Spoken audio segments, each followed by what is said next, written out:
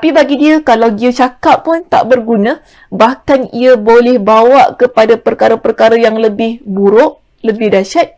Lebih baik diam dan tinggalkan perdebatan itu. Bismillahirrahmanirrahim. Innal hamdalillah nahmaduhu wa nasta'inuhu wa nastaghfiruh wa na'udzu billahi min syururi anfusina wa min sayyiati a'malina. من يهده الله فلا مضل له ومن يضلله فلا هادي له وأشهد أن لا إله إلا الله وحده لا شريك له وأشهد أن محمدا عبده ورسوله أما بعد رب اشرح لي صدري ويسر لي أمري واحلل عقدة من لساني يفقهوا قولي ربي زدني علما وارزقني فهما اللهم إنا نسألك علما نافعا ورزقا طيبا وعملا متقبلا. Assalamualaikum warahmatullahi wabarakatuh. Apa khabar jemaah di Masjid An-Naim pada malam ini?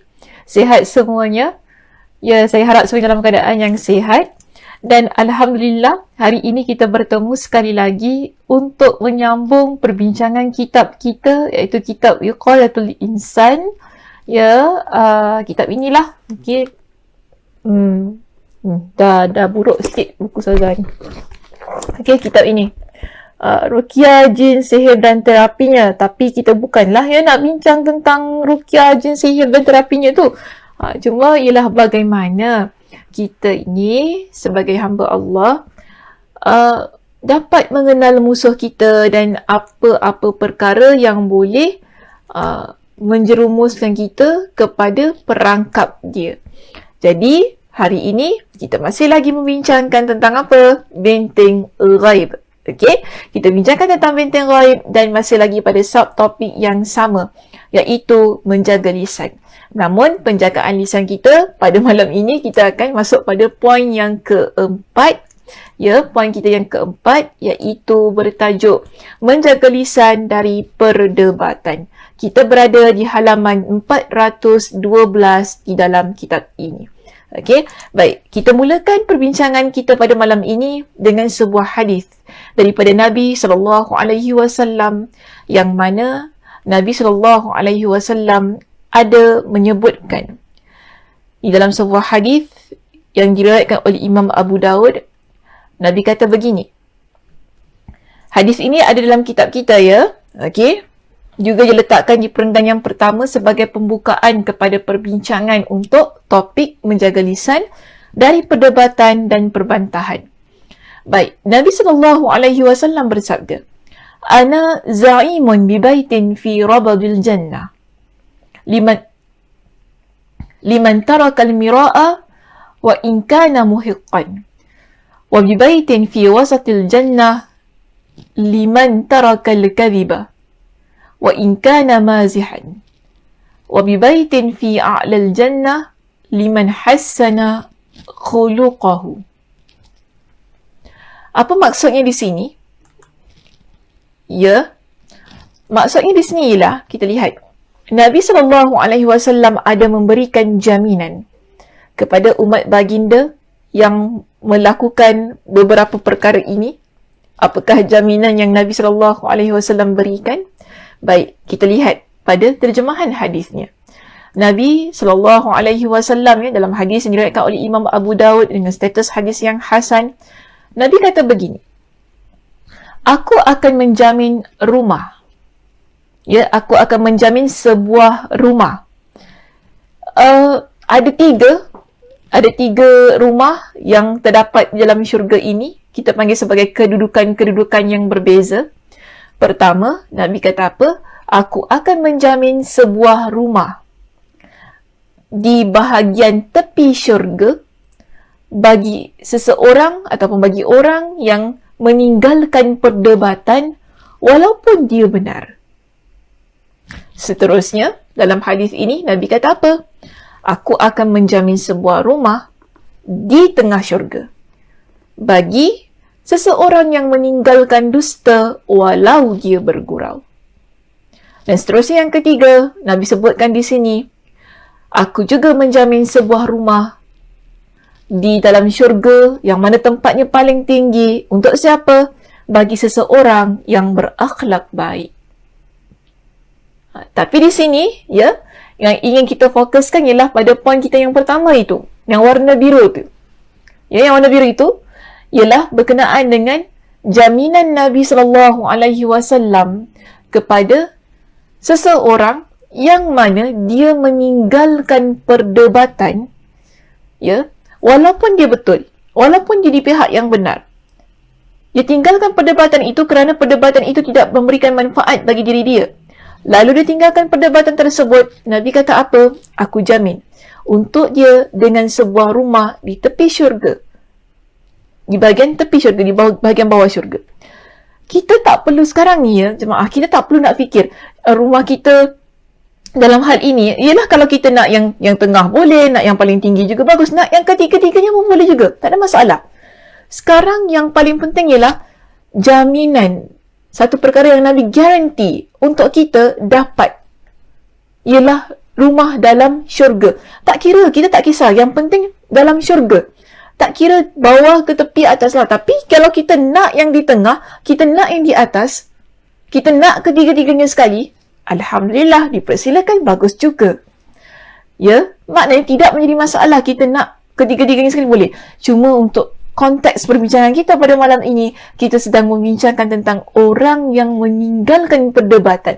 Mereka yang jaga lidah dia daripada melibatkan diri dalam perdebatan-perdebatan yang tidak memberikan manfaat dalam hidup mereka. Jadi orang yang begini, walaupun dia betul, walaupun dia benar, tapi bagi dia, kalau dia cakap pun tak berguna, bahkan ia boleh bawa kepada perkara-perkara yang lebih buruk, lebih dahsyat, lebih baik diam dan tinggalkan perdebatan itu. Dan ini Nabi kata, orang itu adalah yang bagus, maka Nabi berikan kepada dia dengan sebuah rumah di dalam syurga. Bukan Nabi beri, Nabi jamin, ya. Nabi jamin kepada dia dengan sebuah rumah dalam syurga, yang mana rumah itu terdapat di mana? Di bahagian bawah, di bahagian tepi syurga. Tapi bahagian syurga ni dia besar. Ya? Tak macam kita, kalau kita kata kat tepi, kat ujung tu, tak best lah, kat ujung kecil. Tapi tak juga. Sebab kita pun tak tahu keluasan syurga tu, yang kalau betul-betul tu bagaimana kan. Tepinya bagaimana. Kita tak berapa meter square tu, wallahualam lah. Kita pun tak kira kan. Tak boleh, tak pernah masuk dan kita pun tidak tahu. Tapi bila Nabi kata, aku berikan jaminan dengan sebuah rumah yang berada di tepi syurga bagi mereka yang meninggalkan perdebatan, maksudnya mereka yang menjaga lisan mereka daripada melibatkan dalam hal-hal yang tidak bermanfaat ini, ia adalah terbaik. Kerana begini, kalau kita rujuk di dalam hadis yang berikutnya, ya, kita kata antara sebab seseorang itu dia sesat selepas adanya hidayah, adanya petunjuk kepada dia. Antara sebabnya ialah kerana dia melibatkan dalam perdebatan dan banyak membantah, banyak merosakkan perbualan-perbualannya yang mana dia itu tak jaga. Suka melibatkan diri dalam perdebatan yang tidak bermanfaat. Jadi di sini ada sebuah hadis, ya, yang Nabi SAW sebutkan. Nabi kata begini kepada kita, "Ma dhalla qaumun ba'da hudan kanu alaihi illa utul jadala." Thumma tala Rasulullah sallallahu alaihi wasallam hadhihi al-ayah, "Ma darabuhu laka illa jadala bal hum qaumun khasimun." Ya, bal hum qaumun khasimun. Nabi sallallahu alaihi wasallam di dalam hadis ini, Nabi beritahu kepada kita. Apa kata Nabi? Kalau kita lihat kepada maksudnya begini. Nabi kata orang yang suka berdebat, suka berbantah ini, kan? Berbantah ni maksudnya kita kata ada je yang dia nak cakap.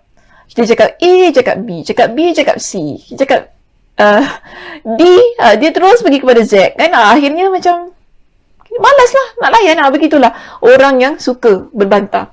Ada je yang dia nak cakap, ada yang dia nak lawan. Ya, ini kita panggil sebagai berbantah. Suka berbantah-bantah. Yang mana dalam hal-hal yang tidak bermanfaat, ya. Bukan hal yang bermanfaat lah, tapi yang tidak bermanfaat dan tidak mendatangkan perkara yang baiklah, kebaikan kepada diri kita. Jadi di sini Nabi kata begini, tidaklah suatu kaum dia tersesat setelah mendapat petunjuk yang ada pada mereka, melainkan kerana mereka suka berbantah-bantahan. Kemudian baginda membaca ayat ini. Apa ayatnya? Ayatnya adalah dalam surah Az-Zukhruf pada ayat yang ke-58. Iaitu Nabi kata dalam ayat ini, Allah Subhanahu wa Ta'ala berfirman, yang mana maksudnya, sebenarnya mereka tidak mengemukakan perbandingan itu kepadamu, wahai Muhammad, melainkan kerana membantah semata-mata, bukan kerana mencari kebenaran. Bahkan mereka itu adalah kaum yang suka sekali mengemukakan bantahan. Ini Allah Subhanahu wa Ta'ala beritahu kepada Nabi tentang kaum Quraisy. Ya, kaum Quraisy yang membantah-bantah apa yang Nabi SAW sebutkan. Jadi, kalau kita rujuk dalam kitab tafsir, ada satu penceritaan yang disebutkan dalam kitab ini tentang peristiwa yang berlaku yang menyebabkan Allah Subhanahu wa Ta'ala menurunkan surah Az-Zukhruf ayat 54 untuk maklumkan kepada Nabi tentang ucapan kaum Quraisy itu tadi. Ya, kaum Quraisy itu Nabi sebenarnya beritahu kepada mereka. Ya, dalam satu peristiwa Nabi beritahu kepada mereka mana ya?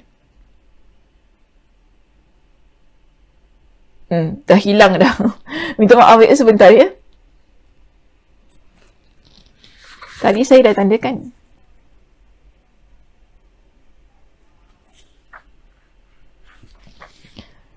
Nabi SAW, yang penting ya, sementara saya sedang mencari di mana tanda tu. Yang penting, dalam peristiwa ini, Nabi SAW ada menyebutkan tentang satu perkara lah. Nabi ni seorang yang fasih. Yang maksudnya dia orang yang bicaranya Masya Allah Tabarakallah, fasih lah orang yang berbuat. Jadi dia ada menyebutkan tentang sesuatu, Nabi ada baca kepada kaum Quraisy, ya, ayat Al-Quran, yang mana Nabi kata apa? Innakum, ini ayat Al-Quran surah Al-Anbiya ayat 98. Nabi kata kepada mereka, innakum wa ma ta'buduna min dunillah hasabu jahannama antum laha waridun. Sesungguhnya kamu dan apa yang kamu sembah selain Allah adalah umpan jahannam, kamu pasti masuk ke dalamnya. Jadi ada di kalangan mereka ini, mereka mempermainkan Nabi SAW. Mereka kata, okey, kalau kita sembah berhala, ni saya simpulkan jalan penceritaannya, tapi penceritaan itu ada dalam kitab tafsir Ibn Kathir. Mereka kata, okey, kalau apa yang kita sembah itu dia menjadi umpan untuk kita masuk ke dalam api neraka, ini macam mana dengan orang yang menganggap Nabi Isa sebagai Tuhan? Adakah Nabi Isa tu pun akan masuk neraka bersama dengan orang-orang yang sembah dia? Jadi ini kan, adakah kau nak kata Nabi Isa tu sebagai umpan untuk mereka masuk neraka? Jadi hal itu menyebabkan ada di kalangan kaum Quraisy yang mentertawakan Nabi SAW kerana perdebatan ataupun poin-poin yang mereka kemukakan kepada Nabi itu sebagai salah satu bentuk perdebatan dan untuk membantah apa yang Nabi SAW ucapkan. Jadi dalam hal ini Allah kata kepada Nabi, surah Az-Zukhruf ayat 58 itu tadi, apa yang mereka kemukakan perbandingan itu kepada kamu, kan, yang mereka kemukakan perbandingan itu tadi, poin itu tadi kepada Nabi untuk membantah ucapan Nabi, kan, berkenaan dengan umpan api neraka tu kan. Jadi Allah kata, apa yang mereka ucapkan, poin yang mereka kemukakan kepada engkau semata-mata bukan kerana untuk mencari kebenaran, tetapi mereka adalah kaum yang suka, ya, mengemukakan bantahan, suka membantah, suka cari alasan untuk tidak mahu menerima kebenaran. Jadi ini kita panggil sebagai satu bentuk kesesatan yang berlaku kepada kaum Quraisy pada masa itu, yang tidak mahu menerima apa yang Nabi SAW sampaikan, bahkan mereka mengajak Nabi SAW untuk berdebat, untuk melibatkan diri pada perkara-perkara yang tidak berfaedah. Betul lah. Kita ni, ya, jemaah, kalau kita berbual dengan orang yang tidak mahu menerima kebenaran, kita cakap apa pun, dia takkan terima. Jadi berguna tak perdebatan itu? Dia tak berguna. Ia tak mendatangkan kesedaran kepada dia. Ia tidak mendatangkan satu bentuk yang mana dia nak insaf ataupun dia nak terima apa yang kita terima. Dia tak boleh. Sebab itu, kalau kita teruskan perdebatan yang begini, adakah ia memberikan kebaikan? Tidak. Bahkan, hal itu ia boleh menyebabkan berlaku masalah yang lain. Ya, ia boleh menyebabkan kita, orang yang dah memang ada ilmu ini, ya, ada pengetahuan, ia menyebabkan kita masukkan diri kita kepada hal-hal yang tidak bijak. Sebab itu, ya, kita lihat di sini. Tindakan orang bijak yang tidak bijak, kita ni dah bijak, tetapi kita buat perkara yang tidak bijak sekarang ni. Antaranya ialah bila kita melibatkan diri kita kepada perdebatan yang tidak memberikan manfaat bagi kebijaksanaan yang kita ada. Ya, sebab itu kita lihat begini. Berdebat dalam perkara yang tidak bermanfaat, dia adalah perbuatan yang tidak bijak. Sebab orang yang kita berdebatkan tu, dia tak nak dengar dan dia tak nak terima. Bahkan ia tidak bawa apa-apa kesedaran kepada diri dia. Bahkan, orang itu, dia putar balik apa yang kita ucapkan. Dia cakap macam-macam kan. Dia belik sana, dia pusing sana, pusing sini. Akhirnya, kita waste time dengan orang yang begitu. Betul tak? Ini namanya tak bijak. Kita buang masa dengan orang yang sedemikian. Yang mana perkara ini syaitan, ya, syaitan memang sengaja nak kita terjerumus dalam perkara tersebut. Syaitan nak sengaja kita terjerumus dalam perkara ini. Kerana begini, bila seseorang dia menjerumuskan dirinya pada perdebatan yang tidak memberikan manfaat pada diri dia, kan, dia habiskan masa dalam hal itu, cari idea macam mana nak lawan balik apa yang dia ucapkan. Hal ini, kalau kita kata menurut kepada Imam Malik, ia memberi kesan. Apa kesannya? Dia kata begini. Imam Malik berkata, kalau dalam kitab kita, ungkapan ini ada pada halaman 413, ya, boleh rujuk. Imam Malik, dia berkata, perdebatan akan mengeraskan hati kita ni. Dan ia boleh menimbulkan kedengkian dan kebencian. Ya, perdebatan yang tak bermanfaat itu tadi, yang tak mendatangkan faedah itu tadi, dia boleh menyebabkan hati kita jadi keras. Bahkan bukan itu sahaja, tetapi ia boleh menyebabkan kita terjerumus ke dalam kebencian dan kedengkian. Sedangkan kebencian dan kedengkian adalah perkara yang Nabi larang. Dalam hadis Nabi yang lain, Nabi kata apa? La tahasadu. Janganlah kalian itu saling berdengki. Wala tabaghadu. Jangan kalian saling membenci. Tapi kalau kita dah melibatkan diri kita dalam perdebatan-perdebatan yang tidak bermanfaat, kita habiskan masa, akhirnya kita tak suka dengan dia, dia pun tak suka dengan kita, kan? Adakah ia menyumbang kepada kemaslahatan intelektual lah kita kata? Tak.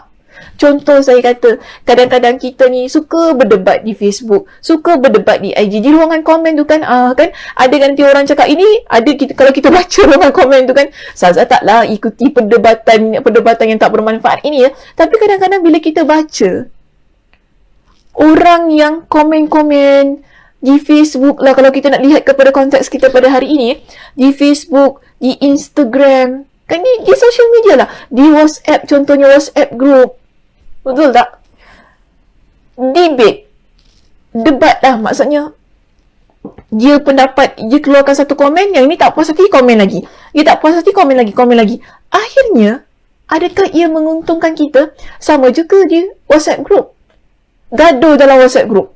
Sebab apa? Tak puas hati dengan satu pendapat. Ya? Gaduh di Instagram, di ruangan komen Instagram. Sebab apa? Tak puas hati dengan itu, tak puas hati dengan ini. Ini sifat berbantah-bantah, sifat yang menyebabkan kita akhirnya menimbulkan kebencian dan kedengkian dalam hati kita sesama kita. Maka kita tak nak menimbulkan ataupun kita nak terlibat dalam hal ini. Sebab itu antara caranya ialah jaga lisan kita daripada terlibat dalam perdebatan-perdebatan yang tidak menguntungkan kita dunia dan akhirat. Biarlah orang kalau dia nak komen apa pun kat situ kan. Kita, kalaupun kita rasa kita tak puas hati dengan apa yang dia nak komen, apa yang dia cakap, tinggalkan. Sebab kalau kita cakap pun belum tentu dia boleh terima. Kalau kita beritahu yang benar pun belum tentu. Sebab tu tadi Nabi kata apa? Kalau kita tinggalkan perdebatan, walaupun kita betul, ada jaminan syurga, ada jaminan rumah dalam syurga untuk kita. Kerana apa kita tahu? Ini dia cakap macam ni, dia komen begini kan dekat Facebook kita. Patutkah kita komen balik? Fikir terlebih dahulu. Ataupun dia WhatsApp kita, dia cakap gini-gini. Kita nak balas balik ke? Kalau ikutkan hati kita, kita nak explain pada dia perkara yang betul. Ya, kita nak beritahu pada dia perkara yang tepat, perkara yang sebenarnya.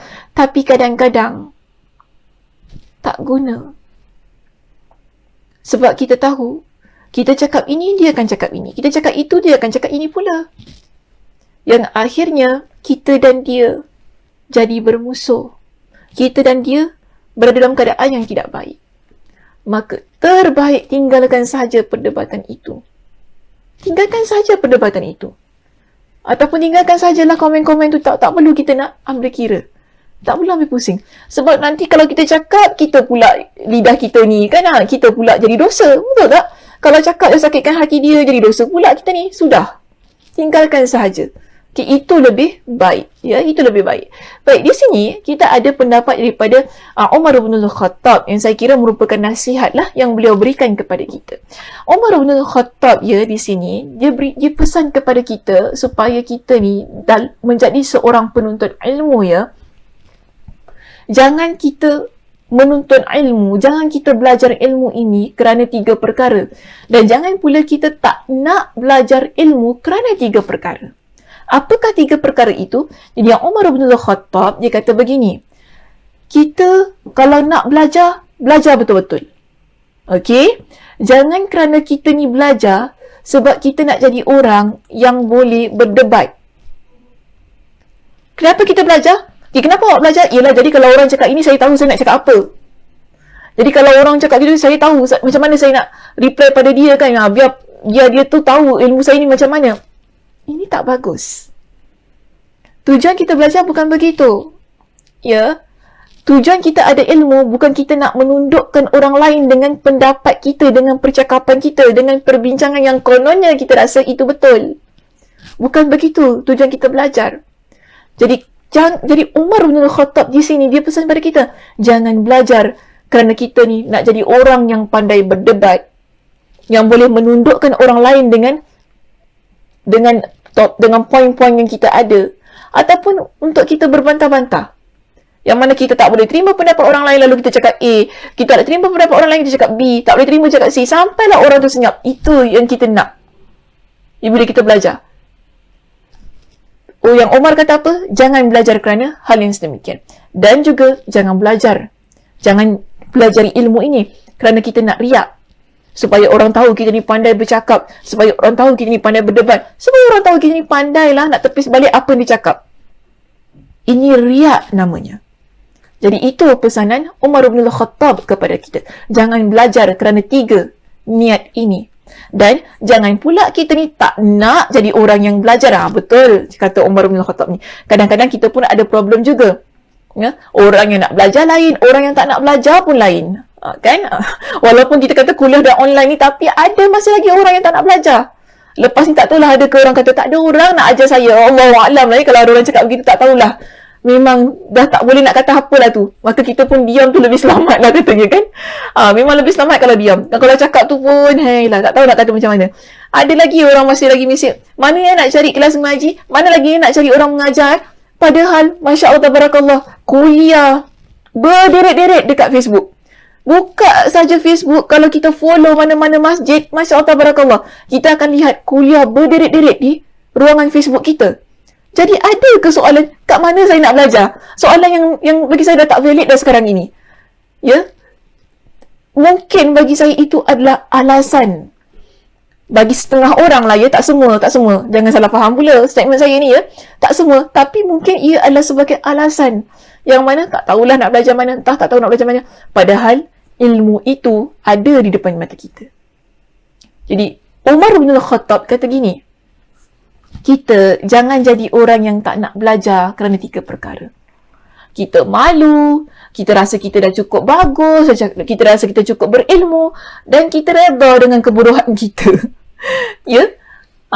Rasa malu tu kita boleh kira lagi lah, memang ramai orang begitu kan. Malu nak mengaji, malu nak belajar Al-Quran. Kenapa malu? Sebab dah tua lah, tak payahlah belajar. Ni jangan macam gitu. Kenapa tak nak belajar agama? Dah tua lah, tak payahlah. Kenapa tak nak belajar agama? Dah cukup lah dulu masa muda-muda saya dah belajar agama dah kan. Dah belajar alive tu dah cukup dah, belajar agama juga. Tak cukup. Ilmu agama ni sampai bila-bila pun tak cukup. Ia perlu belajar hingga ia menjadi, kita panggil, ilmu yang menemani kita sepanjang hayat kita. Ya, tak sama ilmu dunia dengan ilmu agama. Jadi kalau kita belajar tadi, kalau kita tak nak belajar sebab kita rasa kita dah cukup dengan apa yang kita ada, itu adalah alasan yang tak seharusnya ada dalam diri kita.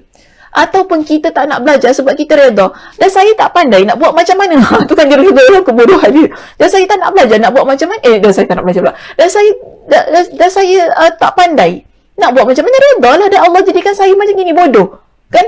Dah jahil begini. Buat apa saya kalau duduk kelas Ustazah Sakinah tu pun, Ustazah Sakinah cakap berbuih-buih pun kan, sampai tersasar-sasar pun saya tak pandai juga. Ini alasan namanya. Ya, ini alasan namanya. Maka di sini, ingat pesan Umar bin Khattab itu tadi.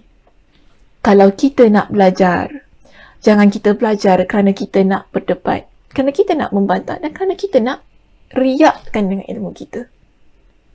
Begitu juga, kalau kita tak nak belajar ni, janganlah kerana kita rasa malu, kerana rasa malu itu yang menghalang kita belajar. Kerana kita rasa kita dah cukup pandai, kita tak nak belajar. Ataupun kita reda dengan ilmu kita yang dengan diri kita yang tak pandai ni, padahal sebenarnya bukan tak pandai, dia malas ni. Okey, senang kata malas lah tu kan. Baik, seterusnya ya, saya nak ambil ini sebagai perbincangan kita yang terakhir pada malam ini, iaitu bila ada debat yang tidak bermanfaat. Kalau ada orang ajak kita gaduh ni kan, argue tentang satu perkara, tak kira lah di mana-mana ruangan, online ke offline ke apa kan, diam dan tinggalkan itu adalah lebih selamat untuk kita. Sebab ia ruang untuk menjaga ucapan kita, ia ruang untuk kita jaga lidah kita ni, supaya kita tak ucap perkataan-perkataan yang mungkin boleh menyakitkan hati orang lain. Jadi diam dan tinggalkan itu adalah terbaik. Ya, sebagaimana kita lihat di sini, ini ada ya dalam kitab kita. Ia adalah pendapat Al-Ghazali. Ya, boleh lihat dalam kitab kita. Yang mana dia kata, kenapa berlaku perdebatan? Perdebatan ini berlaku, itu tadi kan, yang tak bermanfaat ini, ialah ia bermula apabila kita tidak boleh menerima perkataan orang lain. Ya, kita tak boleh terima pendapat dia. Kita tak boleh terima apa yang dia cakap. Kita tak boleh terima ungkapan-ungkapan kata yang dia gunakan. Maka sebab itu di sini, dalam keadaan kita yang tidak boleh menerima tadi pendapat dia, perdebatan yang dia kemukakan kepada kita tadi kan, kita mula cari kesalahan dia. Tidak kira daripada sudut apa pun. Bagus ke kita mula korek kesalahan orang lain? Hanya semata-mata kita nak menang dalam perdebatan yang tidak bermanfaat ini. Ia perkara yang tidak baik. Kita mula korek benda-benda yang mengaibkan dia dan sebagainya, yang lepas-lepas 10 tahun lepas, 30 tahun lepas, kapan kita mula korek. Sebab apa? Kita nak menjatuhkan dia dalam perdebatan yang tidak bermanfaat ini. Ya, sebab itu Al-Ghazali di sini beliau pesan kepada kita, tinggalkan perdebatan. Yang mana bila seseorang dia meninggalkan perdebatan, bermakna dia tinggalkan kemungkaran. Betul tak? Bila kita tinggalkan perdebatan tadi, yang kita tahu, bila kita melibatkan dalam perdebatan tersebut, ia akan menyebabkan kita korek keaiban dia. Kita mula cari kesalahan dia. Kita mula cari apalah tak kisahlah, yang penting adalah silap dia. Supaya apa? Nampak, untuk menampakkan dia itu kalah, kita menang. Kebiasaannya sedemikian, bukan? Jadi, bila kita berusaha meninggalkan perdebatan yang seperti ini, iaitu debat yang tidak bermanfaat, bermakna kita meninggalkan satu kemungkaran. Ya, kita tinggalkan perkara yang mungkar. Jadi, solusinya begini. Jika apa yang dia cakap, ya, apa yang dia sebutkan, ada orang datang pada kita, dia sebutkan dengan satu perkara, kalau benda itu benar, okeylah, terima saja. Okey, dia cakap something kepada kita, kita iakan, kita terima. Sebab dia cakap tu benda betul. Okey?